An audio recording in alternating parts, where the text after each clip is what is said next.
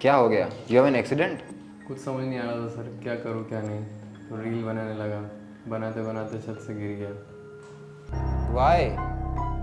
क्योंकि बीटेक के बाद जॉब नहीं मिल रहा था सर। सर कहते हैं ना, मेहनत इतनी खामोशी से करो कि सफलता शोर मचा दे। लेकिन हमारे साथ बिल्कुल उल्टा था सर। हमने 4 साल जो बकचोदी का शोर मचाया है, वो एक दिन तो खामोशी लाएगा ना सर।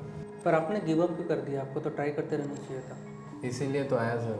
घर वालों की डिमांड बहुत ज़्यादा थी कि बेटा नौकरी करो, वरना तुम्हारी शादी तो हो जाएगी लेकिन दहेज बहुत कम मिलेगा। आपके मार्क्स इतने अप डाउन वेरी क्यों हैं? कभी ज़्यादा कभी कम।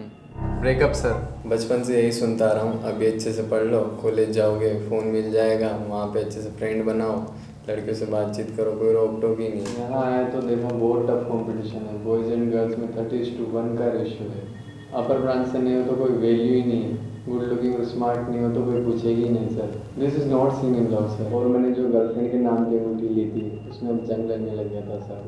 तो फिर क्या, मैं आउट ऑफ कॉम्पिटिशन हो गया। जूनियर से रिलेशन की भीख मांगने लगा, और जब रिलेशन में आया तो माँ ख़राब होने लग गए, तो फिर उसने भी ब्रेकअप कर लिया सर। फिर दिल टूटा तो मैं ज़्यादा पढ़ने और पीने लगा, तो मार्क्स अच्छे आने लगे। This is the reason of up and down graph sir. जब कहीं जॉब नहीं मिल रहा था तो घर चला गया। सोचा खेती कर लूँगा, नहीं तो चाय ही बेच लूँगा, पैसा ही पैसा होगा।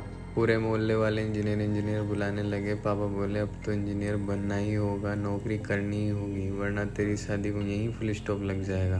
फिर मैंने ना सोच लिया सर, अपने आप को इस समाज की नज़र में, अपने माँ बाप की नज़र में अगर ज़िंदा रखना है तो किसी कंपनी का बीटेक वाला नौकर बनना ही पड़ेगा, जिसे हम शौक से जॉब कहते हैं सर। देखिए, आपका ये इतना फ्रैंक बिहेवियर हमारी कंपनी के लिए ठीक नहीं है।